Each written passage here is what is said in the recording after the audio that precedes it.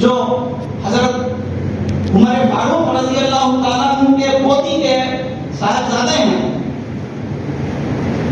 آپ نے یہ کہا، یہ دیکھا کہ مجھ سے کم کیونکہ آپ کا تعلق بنو امیہ سے ہے، جو بنو امیہ کے جو حکمرانوں نے جو ظلم اور زیادتی کی، جو بربریت تشدد کر کر حکومت چلائی، اس کے خلاف میں آپ نے جو آواز اٹھائی اور جو کمر کس کر کھڑے ہوئے،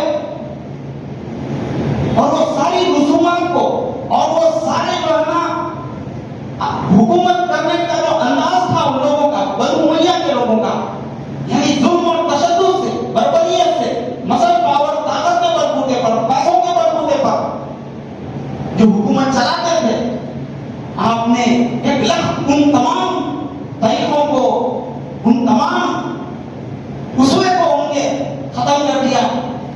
اور یہ آیت اس کو ضروری کرنا، ان اللہ یأمر بالعدل والإحسان، اللہ حکم کرتا ہے، امر کر رہا ہے اللہ تعالیٰ کہ تم عدل کرو، احسان کرو. یعنی قرآن مجید کی یہ تعلیمات ہیں، حضور سرکار دو عالم صلی اللہ علیہ وسلم کا یہ فرمان ہے، آپ کے ارشادات ہیں، آپ کی تعلیمات ہیں.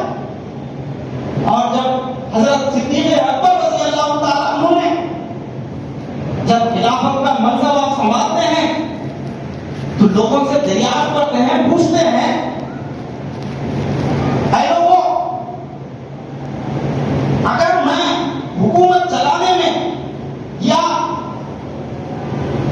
تنظیمی معاملات جتنے ہیں ان تمام میں اگر میں ٹیڑھا ہو جاؤں تو تم کیا کرو گے؟ تو لوگوں نے کہا کہ ہم سیدھا کریں گے، ہم درست کریں گے. حضرت صدیق اکبر رضی اللہ تعالیٰ عنہ نے اس پر الحمدللہ کہا، شکر ادا کیا اللہ کا. حضرت عمر فاروق رضی اللہ تعالیٰ عنہ نے کیسے عدل کیا. فاروق اعظم کہتے ہیں آپ کو فرق کر دینے والے، حق اور باطل میں فرق کر دینے والا وہ ملکہ آپ کے اندر تھا، عدل کا، انصاف کا. ایک دفعہ ممبر پر کھڑے ہوتے ہیں جمعہ کے موقع پر، حضرت ابو ایوب انصاری یا کوئی ایک صحابی کھڑے ہو کر جو ہے نا بھرے مجموعے میں کھڑے ہو کر ہاتھ اٹھا کے کہتے ہیں، لا سمع ولا طاع، نہ آپ کی سنیں گے اور نہ آپ کی اطاعت کریں گے. پہلے اس چیز کی وضاحت کر دیں کہ یہ جو جھبا آپ نے پہنا ہے، جو بیت المال سے جو تقسیم ہوا تھا سب میں برابر، اس کپڑے میں تو جھبا سل نہیں سکتا تھا، اور ویسے آپ تمام لوگوں میں رحیم شہیم ہیں جسامت کے لحاظ سے، پھر یہ آپ کو کیسے سل گیا اس کپڑے میں؟ حضرت عمر اپنے بیٹے سے مخاطب ہو کے کہتے ہیں کہ اس کی ذرا وضاحت کر دو. حضرت عبداللہ بن عمر رضی اللہ تعالیٰ عنہ جو صحابیوں میں سے آپ کا شمار ہوتا ہے، آپ کھڑے ہو کر کہتے ہیں کہ بالکل والد صاحب کو، امیر المومنین کو جو بیت المال سے جو کپڑا ملا تھا اس میں ان کو جھبا نہیں بن رہا تھا، لہذا میرے حصے میں جو کپڑا آیا تھا وہ بھی میں نے میرے والد کو دیا، جس کی وجہ سے وہ جھبا بنا. پھر وہ صحابی فوراً اٹھ کر کھڑے ہوتے ہیں، الآن نسمع ونطیع، اب آپ کہیے، آپ کی سنیں گے اور آپ کی اطاعت بھی کریں گے. جنہی وہ صحابی نے اٹھ کر کھڑے ہو کر یہ سوال کیا بھرے مجموعے میں کہ نہ آپ کی ہم سنیں گے نہ آپ کی اطاعت کریں گے، یہ کیسے آپ نے جھبا بنوا لیا؟ تو حضرت عمر نے یہ نہیں کہا، ارے میرے سامنے آ کر مجھے سکھاتے ہو، مجھ سے سوال کرتے ہو. یہ جو ہے نا آپ نے سوال نہیں کیا بلکہ اس کا احسان انداز میں جواب دیا. حضرت عمر رضی اللہ تعالیٰ عنہ کا اور ایک واقعہ، آپ جو ہے نا جب نکاح ہوتا ہے تو مہر کی رقم جو دی جاتی ہے لڑکے کی جانب سے دلہے کی جانب سے دلہن کو، تو کوئی جو ہے نا کچھ دے رہے تھے، کوئی کم کوئی زیادہ، تو حضرت عمر رضی اللہ تعالیٰ عنہ نے وہ رقم مقرر کر دی، فکس کر دی کہ جو بھی نکاح ہوگا وہ اتنی رقم دے گا لڑکی کو. تو وہیں پر بھرے مجموعے میں ایک خاتون جو ہے نا اٹھ کر کھڑی ہو جاتی ہیں اور مطلب آپ سے سوال کرتی ہیں کہ اے عمر، دو جہاں کے سردار مختار کل حضور سرکار دو عالم صلی اللہ علیہ وسلم نے کیا آپ کو معلوم ہے تھا؟ کیوں آپ نے فکس نہیں کیا؟ کیوں آپ نے مقرر نہیں کیا؟ اور حضرت صدیق اکبر رضی اللہ تعالیٰ عنہ نے بھی مہر کی رقم مقرر نہیں کی، فکس نہیں کی. جو بھی اپنی استطاعت کے مطابق، اپنی حیثیت کے مطابق دے سکتا ہے وہ دے. تو فوراً آپ جو ہے نا اپنی بات سے رجوع ہو جاتے ہیں اور کہتے ہیں کہ میں نے جو یہ کہا تھا، میں نے یہ جو فرمان جاری کیا تھا کہ مہر کی رقم مقرر کتنی دینی ہے، یہ میں اپنی بات واپس لیتا ہوں. اور اس وقت کہتے ہیں حضرت عمر رضی اللہ تعالیٰ عنہ کہ آج ایک خاتون نے، ایک عورت نے مجھے دین سکھایا. اس کو یہ نہیں کہا آپ نے کہ ارے تو سکھاتی میں کو، یا تم مجھے بتاؤ کیا دین ہے، کیا جو ہے نا اصول ہے، کیا شریعت ہے. یہ جو ہے نا عدل اور انصاف. اور علامہ اقبال کہتے ہیں جو رہنما، جو رہبر ہوتا اس کے اندر کمال درجے کی علم، نرمی، عاجزی، انکساری. علامہ اقبال کہتے ہیں نگاہ بلند، سخن دل نواز، جاں پرسوز، یہی ہے رخت سفر میر کارواں کے لیے. اس کی بلند نگاہ ہو، وسیع نظریات ہو، اس کے وسیع خیالات ہو، سخن دل نواز، بات کرنے سے جو ہے نا لوگوں کے دلوں کو جیت جائے، مٹھاس ہو بات میں، جاں پرسوز، ہر بات کا اس کا لحاظ ہو، بڑی ہی حساس طبیعت ہو اس کی.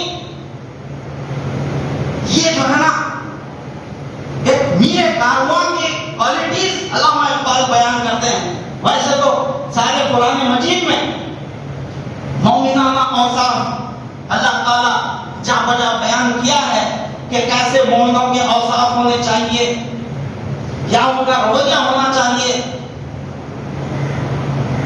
تو یہ جو آیت ہے اس میں اللہ تعالیٰ بیان کر رہا ہے اللہ تمہیں عدل اور احسان اور غریبیوں کو دینے کا حکم دیتا ہے اور بے حیائی اور برائی اور زیادتی سے روکتا ہے.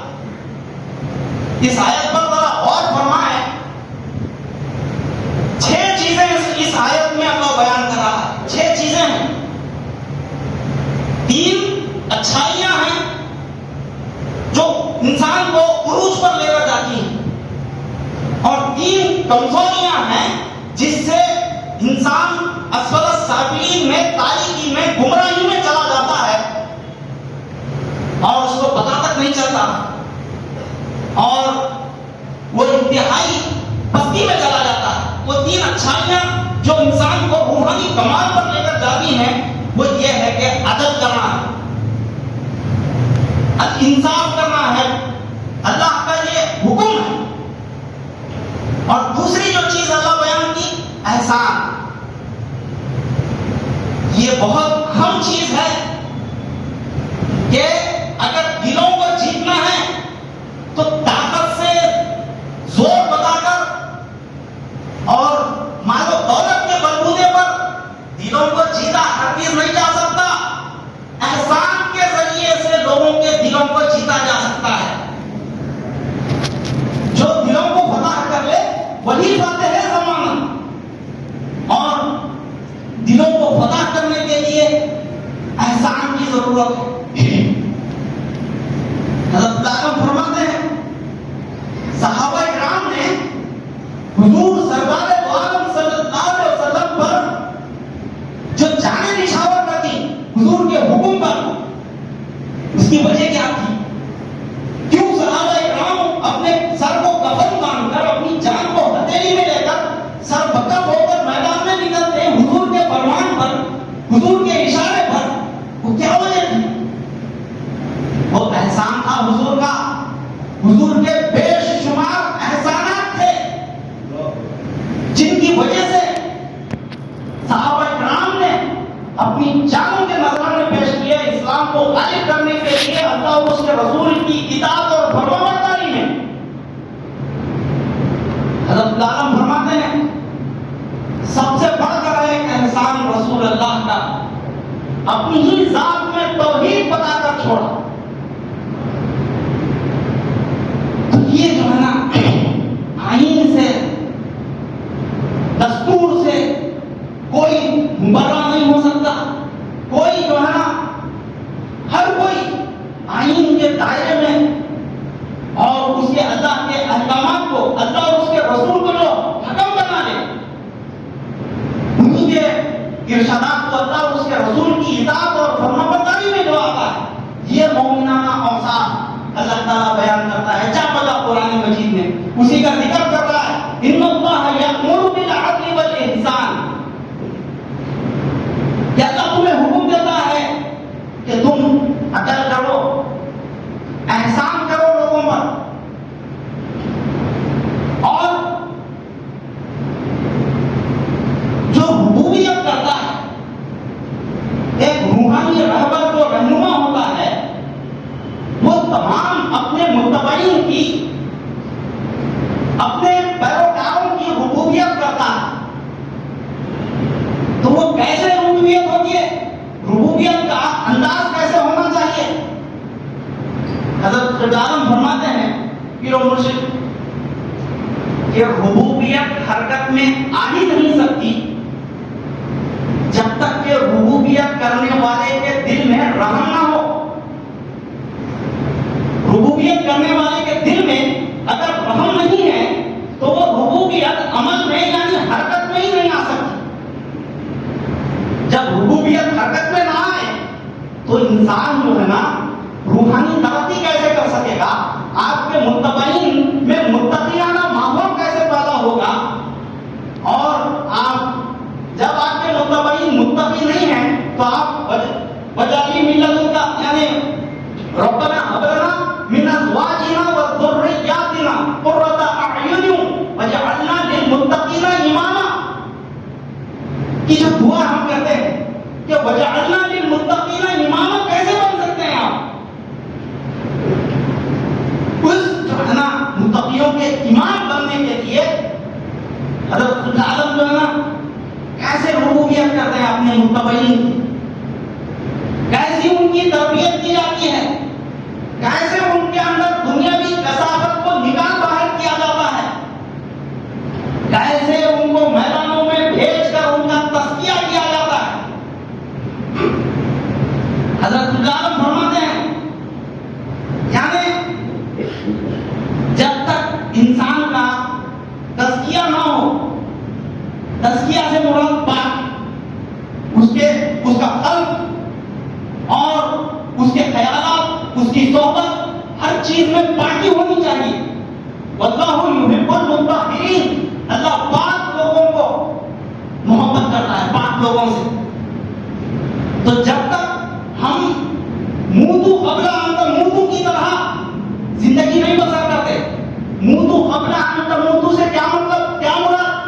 حضرت عالم نے اس خانقاہ میں وہی تعلیم دی۔ موتو قبل ان تموتو کا مطلب موت سے پہلے مر جانا۔ موت سے پہلے مر جانے سے مراد یہ نہیں کہ خودکشی کر لینا، سوسائڈ کر لینا، نہیں۔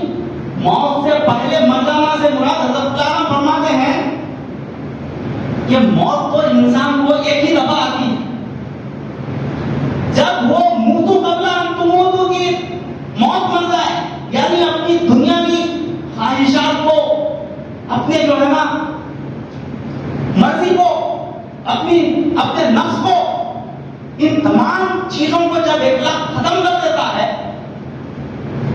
اور اپنی مرضی کو، اپنی مرضی کے ڈورے کو اللہ کے ہاتھ میں دے دیتا ہے، تو یہ ہوتا ہے موتو قبل ان تموتو. اب وہ دنیا کے لیے مر گیا، اب باقی ہے تو اللہ کے لیے باقی ہے. ان اللہ اشترى من المؤمنین انفسهم واموالهم بان لهم الجنہ. مومنوں سے، قرآن مجید کی آیت ہے، اللہ فرماتا ہے مومنوں سے اللہ تعالیٰ نے ان کے مالوں کو اور ان کی جانوں کو خرید لیا. ان اللہ اشترى من المؤمنین، اللہ خریدتا ہے مومنوں سے. کیا خریدتا ہے؟ انفسهم واموالهم، ان کے جانوں کو اور ان کے مالوں کو، ان کے مال کو خریدتا ہے. بِأَنَّ لَهُمُ الْجَنَّةَ، اور اس کے بدلے میں اس کو جنت کا حقدار بنا دیتا ہے. اب اس کی زندگی اس آیت کے پیش نظر مومن کی جو زندگی ہوتی ہے، نہ وہ مال کے پیچھے بھاگتا ہے، نہ اس کی نظر کسی کے جیب پر ہوتی ہے، اور نہ ہی جو ہے نا وہ اپنی جان کی فکر کرتے رہتا ہے، بلکہ وہ اپنے مال کو اور اپنے جان کو اللہ کے سپرد کر دیا، اللہ کے حوالے کر دیا. اب اس کی زندگی ایسی ہوتی ہے جیسے شاعر نے کہا، دنیا میں ہوں دنیا کا طلبگار نہیں ہوں، بازار سے گزرا ہوں خریدار نہیں ہوں. یہ مصداق اس کی زندگی ہوتی ہے. ان صلاتی و نسکی و محیایا و مماتی للہ رب العالمین. کہ بے شک میری نماز، میری قربانی، میرا جینا، میرا مرنا للہ رب العالمین، اللہ رب العالمین کے لیے ہوتا ہے. مومن کا وہ مال و دولت کے پیچھے اور ضروریات زندگی کو بڑھانے والا مومن نہیں ہوتا. وہ قناعت پسند ہوتا ہے، سادگی والا، سادگی میں زندگی بسر کرنے والا ہوتا ہے. وہ موتو قبل ان تموتو کی زندگی گزارنے والا ہوتا ہے. موت سے پہلے اپنی تمام تر جو ہے نا خواہشات کو، نفسانی جو ہے نا خواہشات کو، اپنے ارادے کو، سب کچھ قربان کر دیتا ہے، اللہ کے حوالے کر دیتا ہے. یہ ہے موتو قبل ان تموتو. حضرت عالم فرماتے ہیں جامع البحرین میں، جو شخص، یہ حضرت عالم کے ہو الفاظ ہیں، جو شخص اس دنیا میں ہی خود پر موت والد کر لے، اپنے خواہشات نفسانی سے منہ پھیر لے، یعنی وہ بنافش شیخ ہو جائے، یعنی وقت کے ناجی کی راہ میں اپنی ہستی مٹا دے، اس کا تزکیہ نفس ہوتا ہے. ایسے لوگوں کا اس کا تزکیہ نفس ہوتا ہے، اس کو علم قرآن آتا ہے. تزکیہ کس کا ہوتا ہے؟ علم قرآن کس کو عطا کیا جاتا ہے؟ جو اپنے وقت کے ناجی کی راہ میں، اپنے شیخ میں اپنے آپ کو فنا کر دے، اپنی نفسانی خواہشات کو خود پر موت والد کر لے. یہاں پر بھی وہی بات ہے، موتو قبل ان تموتو والی بات. خود پر موت وارد کر لینا مطلب کہیں جا کے خودکشی کر لینا نہیں، بلکہ تمہارا جینا جو ہے نا، مرنا اللہ کے لیے ہو، بس دنیا کی خواہشات نہ ہو دل میں. تو یہ جب چیزیں جب انسان کے اندر سرایت کر جاتی ہیں، یہ اوصاف، یہ جو ہے نا کوالٹیز جب کسی بندے میں شامل ہو جاتی ہیں، تو اللہ تعالیٰ انہی اگلی آیتوں میں فرماتا ہے، من عمل صالحا من ذکر او انثى وهو مؤمن. کوئی بھی مرد یا عورت جب عمل صالح کرتا ہے، عمل صالح کیا ہے؟ لوگ جو ہے نا آسان چیزوں کو بہت جلد اختیار کر لیتے ہیں، اور کچھ راستوں سے کاٹے ہٹا دینا، کسی کو پانی پلا دینا، یا حضور صلی اللہ علیہ وسلم کی سنتیں ہیں، ادھر لگانا سنت ہے، سرما لگانا سنت ہے، لیکن حضور سرکار دو عالم صلی اللہ علیہ وسلم کی وہ سنتیں کیوں یاد نہیں آتی جو آپ نے خیبر و کسرا کے ایوانوں میں زلزلے ڈال دیے، کفار اور مشرکین کو ان پر حجت پوری کر دی اسلام کی. طائف کو گئے حضور سرکار دو عالم صلی اللہ علیہ وسلم اس لیے کہ مکہ جو ہے نا بہت گرم علاقہ ہے، طائف بہت سرد علاقہ ہے، چلو کچھ دن گزار کر آئیں گے سرد علاقے میں. اس ارادے سے نہیں گئے چھٹیاں گزارنے کے لیے، بلکہ وہاں پر گئے آپ تبلیغ اسلام کے لیے، دعوت اسلام کے لیے، وہاں کے باشندوں کو اسلام کی دعوت دینے کے لیے. نتیجے میں مارا جاتا ہے، حضور صلی اللہ علیہ وسلم کو پیٹا جاتا ہے، سنگ بازی کی جاتی ہے، پتھراؤ ہوتا ہے، ساری پیٹ لہو لہان ہو جاتی ہے حضور صلی اللہ علیہ وسلم کی.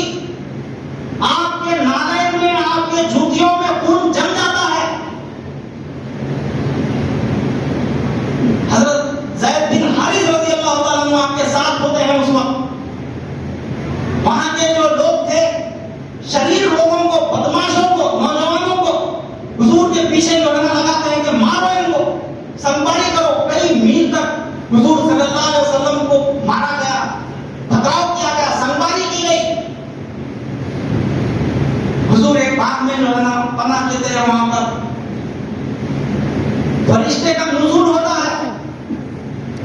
فرشتہ کہتا ہے یا رسول اللہ آپ اشارہ کیجیے، آپ حکم کیجیے، یہ دو پہاڑوں کے درمیان میں جو یہ بستی ہے طائف، میں اس کو پیس ڈالوں گا، رون دوں گا اس کو، جنہوں نے اتنی تکلیف دی آپ کو. تو حضور کہتے ہیں کہ اللہ تعالیٰ نے مجھے رحمت للعالمین بنا کر بھیجا. یہ لوگ نہ سمجھیں، غلط فہمی میں، نہ سمجھی میں تکلیف دے رہے ہیں. یہ لوگ ایمان نہیں لائے تو ان کے آنے والی نسلیں تو ایمان لائے گی. آگے چل کے تمام جو ہے نا طائف کا علاقہ اسلام کے آغوش میں آ جاتا ہے. حضور صلی اللہ علیہ وسلم کی وہ صبر، وہ تحمل، وہ برداشت. اسی لیے حضور کا فرمان ہے، حدیث ہے، گو کہ ایک شخص میں بہت ساری خوبیاں ہیں، بہت سارے کمالات ہیں، بہت ساری نیکیاں ہیں، لیکن اگر وہ رحم دلی سے محروم ہے تو سارے کے سارے اس کی نیکیوں سے محروم ہیں. حضور کی حدیث ہے، سرکار فرماتے ہیں جو اخلاص اور عاجزی، انکساری، عفو و درگزر، رحم دلی جس کے پاس نہیں ہے وہ کل کے کل خیر سے محروم کر دیا جائے گا. تو یہ جو ہے نا عدل و انصاف کی بات اللہ تعالیٰ کہتا ہے. اور اگلی آیتوں میں اللہ تعالیٰ کہتا ہے، اور یہ جو میں نے کہا کہ اس آیتوں میں، یہ پہلی آیت میں اس حقوق کی، تیرے حقوق کی پہلی آیت میں 3 اچھائیاں ہیں جو لوگوں سے عدل کرنا اور لوگوں پر احسان کرنا، اور تیسری چیز ہے اپنے قریبی لوگوں کا خیال رکھنا، اپنے قریبی لوگوں میں انفاق کرنا، خیر خیرات کرنا. یہ 3 اچھائیاں ہیں جو روحانی کمال پر انسان کو لے جاتی ہیں، اور 3 برائیاں ہیں جو انسان کو انتہائی خسارے میں، اسفل السافلین میں لے کر چلی جاتی ہیں. وہ یہ ہے، اس میں پہلی برائی ہے فحشا، اور وَيَنْهَا عَنِ الْفَحْشَاءِ، فحش، بے حیائی، بدکاری، عریانیاں. یہ جو ہے نا پہلی چیز اللہ تعالیٰ بیان کر رہا ہے. یہ اس آیت کے علاوہ قرآن مجید کی دوسری آیتوں میں اللہ کہتا ہے صاف کھلے طور پر کہ تم جو ہے نا فحش کے، بے حیائی اور بدکاری، بے حیائی کے قریب مت جاؤ. بے حیائی، بدکاری کو جائز قرار دینا تو بہت دور کی بات، اس کے قریب مت جاؤ کہہ رہا ہے اللہ تعالیٰ.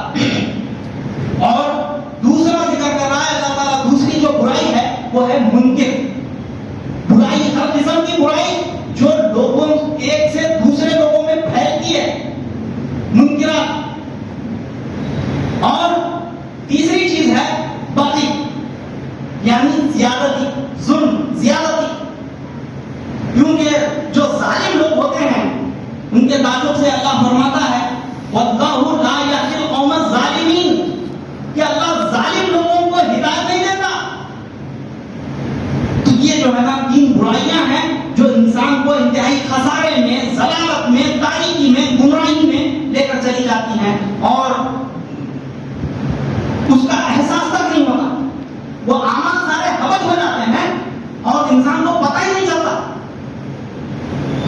اس کی اگلی آیت میں اللہ فرماتا ہے وَأَوْفُوا بِعَهْدِ اللَّهِ إِذَا عَاهَدتُّمْ وَلَا تَنقُضُوا الْأَيْمَانَ بَعْدَ تَوْكِيدِهَا وَقَدْ جَعَلْتُمُ اللَّهَ عَلَيْكُمْ كَفِيلًا إِنَّ اللَّهَ يَعْلَمُ مَا تَفْعَلُونَ۔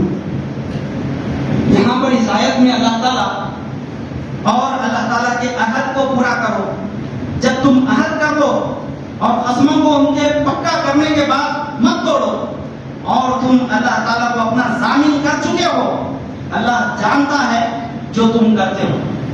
اس آیت میں اللہ تعالیٰ مومن بندے جب عہد کرتے ہیں یعنی کوئی وعدہ کرتے ہیں، اقرار کرتے ہیں کسی قسم کا، تو اس اقرار سے پیچھے مت ہٹ جاؤ، اس اقرار کو، اس قسموں کو پورا کرو۔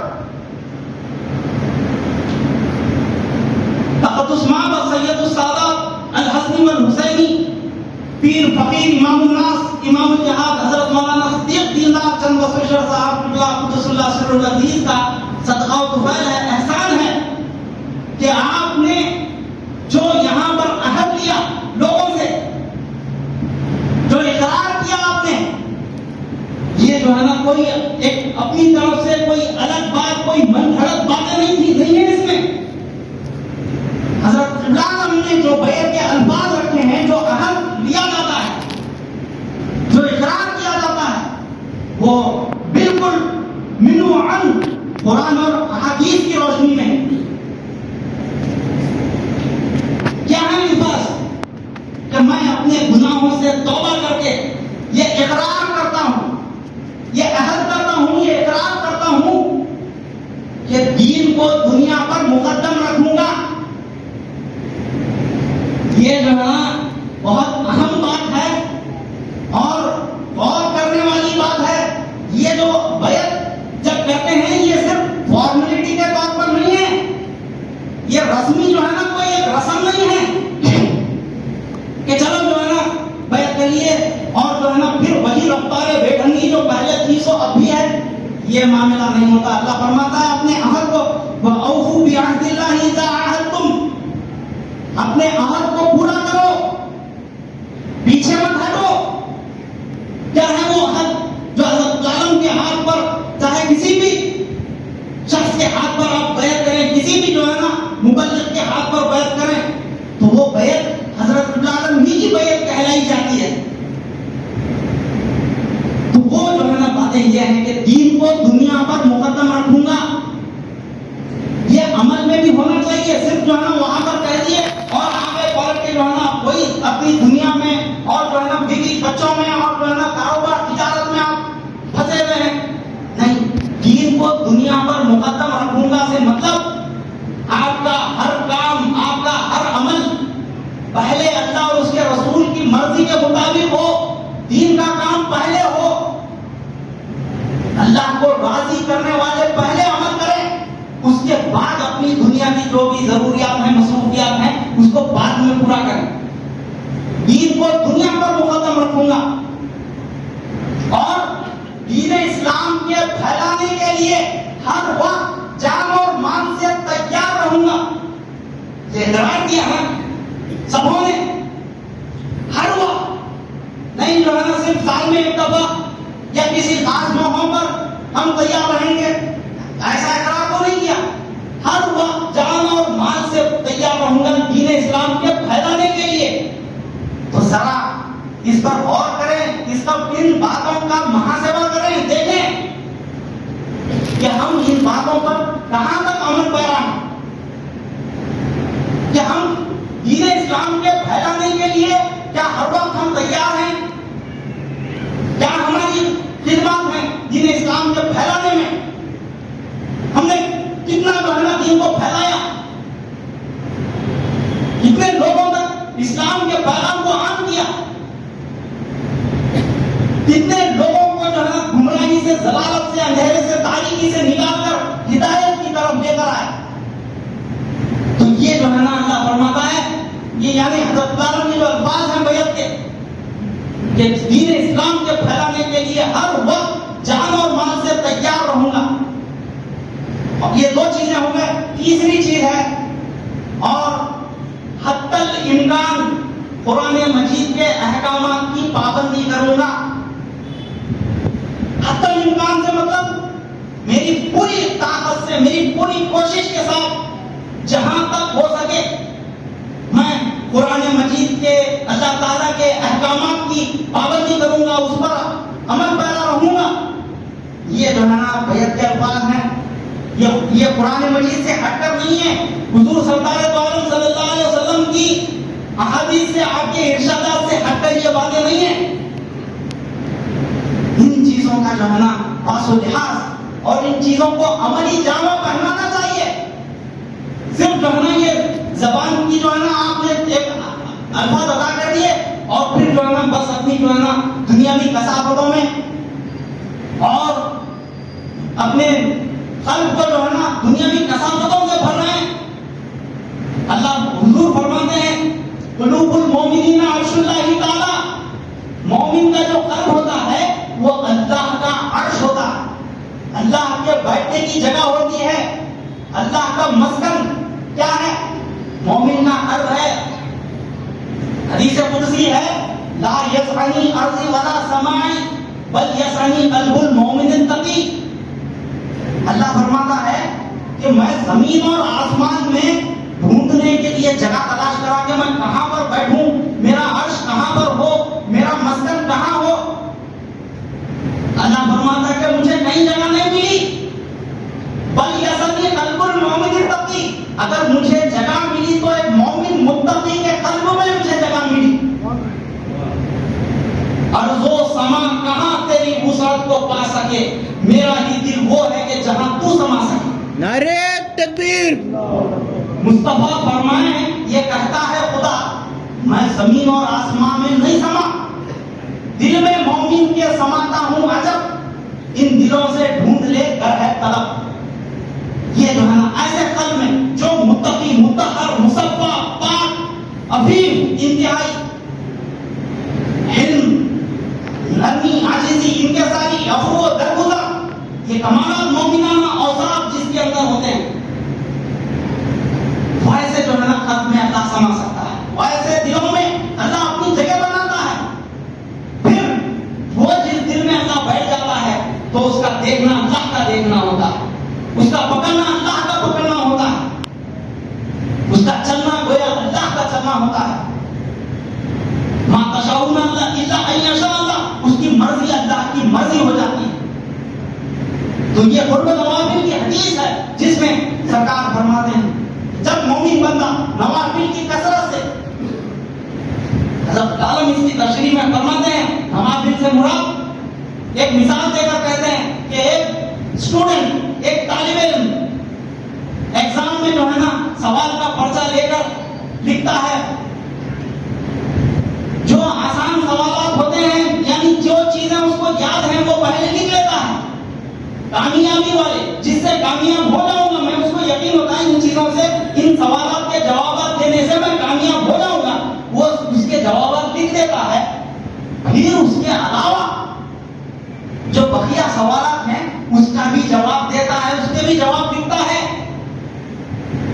تو یہ مثال دے کر حضرت عالم فرماتے ہیں کہ مومن بندہ صرف جو اللہ کے جو فرض کرتا جو احکامات ہیں، جیسا پنج وقتہ نماز ہے فرض ہے، زکات ہے فرض ہے، یہ ایسے جو ہے نا صرف فرائض کو ادا کر کر خاموش بیٹھ نہیں جاتا مومن بندہ، بلکہ اس سے بڑھ کر نوافل جیسا فرض نمازیں تو پڑھ لیا. مومن وہ ہوتا ہے جو راتوں میں اپنی نیند کو قربان کر کے تہجد کے لیے اللہ کی حضور میں کھڑا ہوتا ہے، سجدہ ریز ہوتا ہے رات کی تاریکی میں، گڑ گڑاتا ہے، دعائیں کرتا ہے، روتا ہے. یہ مومنانہ اوصاف میں حضرت عالم نے بیان کیے ہیں کہ مومن وہ ہے کہ جو راتوں میں تہجد کی پابندی کرتا ہو، نمازوں میں رونے والا ہو، اخلاق فاضلہ کا حامل ہو، ہر بات کا لحاظ ہو. یہ جو ہے نا مومنانہ اوصاف. مومن وہ ہوتا ہے اس کی نظر کسی کے جیب پر نہیں ہوتی. اور حضرت عالم فرماتے ہیں کہ مومن وہ ہے، اہل اللہ وہ ہے جو کسی کے داد و تحسین کا محتاج نہ ہو کہ ارے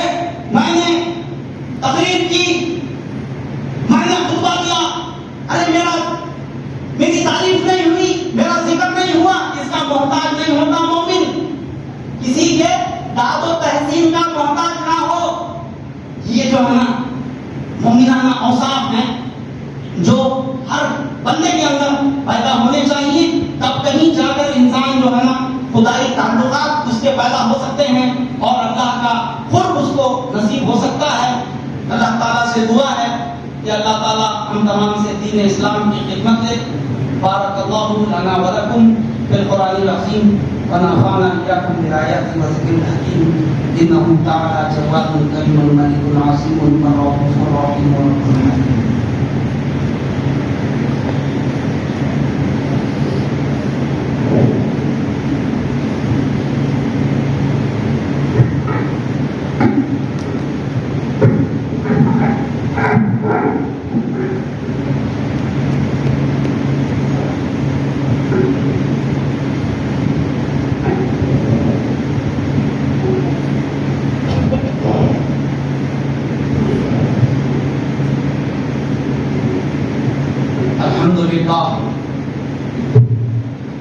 الحمدللہ رب العالمین الرحمن الرحیم مالک یوم الدین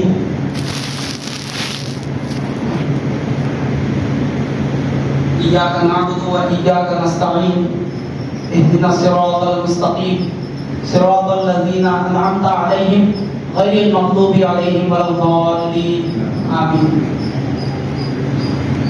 تمام تعریفیں اللہ رب العالمین کے لیے ہے جو تمام کائنات کا خالق ہے، مالک ہے۔ الحمد کہتے ہیں خاص تعریف، الف لام جب عربی زبان میں کی یہ خاصیت ہے، خصوصیت اس میں بتائی گئی ہے کہ الف لام جب لگ جاتا ہے تو وہ خاص ہو جاتا ہے۔ الحمد اللہ کی خاص تعریف، تو وہ اللہ کی ہم کون کر سکتا ہے؟ جیسا ہم کسی شخص کی یا کسی تاریخی جو ہے نا کوئی عمارت کی اگر تعریف کرتے ہیں، مثال کے طور پر تاج محل کی میں تعریف اگر کر رہا ہوں تو لوگ پوچھیں گے کیا آپ نے تاج محل کا مشاہدہ کیا، کیا آپ نے دیکھا؟ نہیں، میں نے دیکھا تو نہیں، صرف جو ہے نا سنی سنائی باتیں ہیں۔ تو وہ سامنے والا کہے گا کہ ارے پھر تو آپ صحیح تعریف نہیں کر سکتے اس کی۔ صحیح تعریف اس کا حق، اس کے تمام جو ہے نا اوصاف کو یا جو ہے نا اس کی جو ہے نا جو بناوٹ ہے اس کو وہی بیان کر سکتا ہے جو پھر راست جا کر اس کا مشاہدہ کرے، دیکھے اس کو اپنی سب کی آنکھوں سے، وہی جو ہے نا منوال بیان کر سکتا ہے۔ تو قرآن مجید اور حضور سرکار دو عالم صلی اللہ علیہ وسلم کے جو احسانات ہیں، جو آپ کے ارشادات ہیں، اس کو بیان کرنے کا وہی شخص مستحق ہے جو اپنے قلب کو، اپنی جو ہے نا خیالات کو، اپنی صحبت کو پاک کرے۔ لا یمسہ الا المطہرون، اور واللہ یحب المطہرین، اللہ محبت کرتا ہے پاک لوگوں سے جو اپنے قلب کو پاک رکھتے ہیں، اپنی صحبت کو پاک رکھتے ہیں۔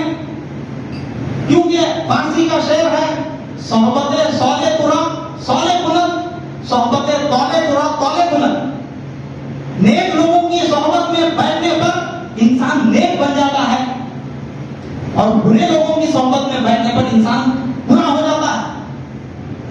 اور قرآن مجید بھی اس طرف تاکید کر رہا ہے، اس طرف اشارہ کر رہا ہے، کونوا مع الصادقین، تم ہمیشہ سچوں کے ساتھ رہو، سچوں کے ساتھ ہو جاؤ۔ جو سچائی کو لے کر ایک وجود کھڑا ہوتا ہے اللہ من جانب اللہ کے اذن سے، جو اس کو سچ جان کر اس کا ساتھ دیتے ہیں، اولئک هم المتقون، یہی متقی لوگ ہیں فرماتا ہے اللہ تعالیٰ، قرآن مجید کی آیت ہے۔ تو یہ جو ہے نا سورہ فاتحہ بڑی ہی جو ہے نا جامعیت والا سورہ ہے، بڑا ہی کمال اس کے اندر ہے۔ یہی وجہ ہے کہ اللہ تعالیٰ نے اس سورہ کو ہر نماز میں بلکہ ہر رکعت میں پڑھنے کی تاکید کی ہے، یعنی بغیر سورہ فاتحہ کے نماز مکمل نہیں ہوتی۔ تو اس کی وجہ کیا ہے؟ کیا اس میں حقائق ہیں؟ کیا اللہ تعالیٰ بیان کرنا چاہتا ہے؟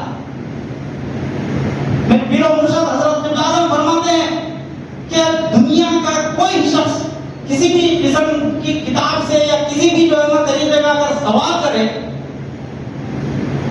تو میں سورہ فاتحہ کی ان 7 آیتوں سے اس کا جواب دوں گا۔ ایسی جامعیت والا سورہ ہے۔ اللہ فرماتا ہے تمام تعریفیں اللہ رب العالمین کے لیے ہے، اور اللہ کی حمد اسی وقت قائم ہو سکتی ہے جب ظالم لوگوں کی دبر کو یعنی جڑوں کو، ان کی بنیادوں کو جب تک کاٹا نہیں جاتا، ان کا صفایا نہیں کیا جاتا، اس وقت تک اللہ کی حمد قائم نہیں ہو سکتی۔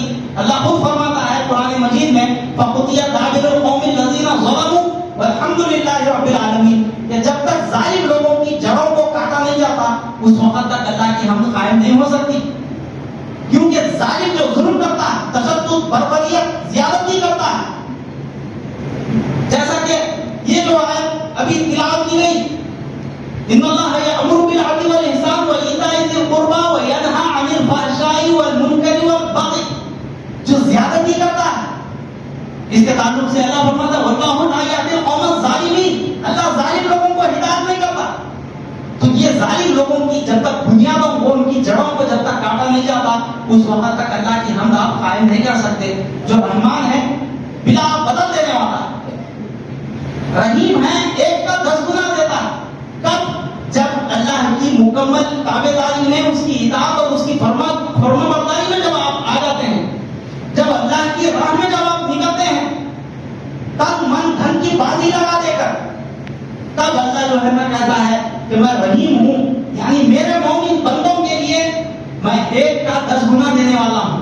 جب وہ میری راہ میں، اللہ کی راہ میں ایک قدم آگے بڑھتا ہے تو میں اس کے لیے 10 قدم اس کے قریب میں بڑھتا ہوں۔ جو مالک یوم الدین ہے، یعنی فیصلے کے دن کا مالک ہے، ہر چیز کا اس کے پاس حساب موجود ہے۔ کوئی جو ہے نا دنیا میں یہ سمجھ لے گا اللہ تو دیکھنے والا کہاں ہے، کوئی دیکھنے والا نہیں ہے یہاں پر، جو چاہے جو من مرضی اپنی جو ہے نا مرضی کے مطابق کر لو، ایسا نہیں ہے۔ وہ فیصلے کے دن کا مالک، یوم جزا کے دن کا مالک، مالک یوم الدین بن کر ہر چیز کا حساب کتاب لینے والا ہے۔ وَمَن يَعْمَلْ مِثْقَالَ ذَرَّةٍ خَيْرًا يَرَهُ وَمَن يَعْمَلْ مِثْقَالَ ذَرَّةٍ شَرًّا يَرَهُ، ذرہ بالکل انتہائی باریک چیز کو کہتے ہیں، ذرہ، ذرے برابر بھی اگر کوئی اچھائی کرتا ہے، نیک عمل کرتا ہے، بھلائی کا کام کرتا ہے تو اس کا اجر ہے اللہ کے پاس۔ وَلَهُ أَجْرٌ غَيْرُ مَمْنُونٍ، غیر ممنون جو ہے نا کبھی نہ ختم ہونے والا اجر وہ اللہ کے پاس ہے۔ کن کے لیے؟ جو اللہ کی راہ میں ایثار کرتے ہیں، قربانی کرتے ہیں، اخلاص پیدا کرتے ہیں، اور کوئی ذرے برابر اگر برائی کرتا ہے، اللہ کی ناشکری کرتا ہے، عدل حکمی کرتا ہے، نافرمانی کرتا ہے، تو وہ ذرے برابر بھی کیوں نہ ہو اس کی سزا اس کو بھگتنی پڑے گی۔ تو یہ جو ہے نا اللہ فرماتا ہے مالک یوم الدین بن کر وہ حساب کتاب لینے پر قادر ہے۔ ایاک نعبد و ایاک نستعین، اے اللہ ہم تیری ہی عبادت کرتے ہیں اور تجھی سے مدد مانگتے ہیں، تیری ہی ہم جو ہے نا تیری ہی سامنے ہم دست نگر ہیں اور تجھی سے ہم مدد چاہتے ہیں۔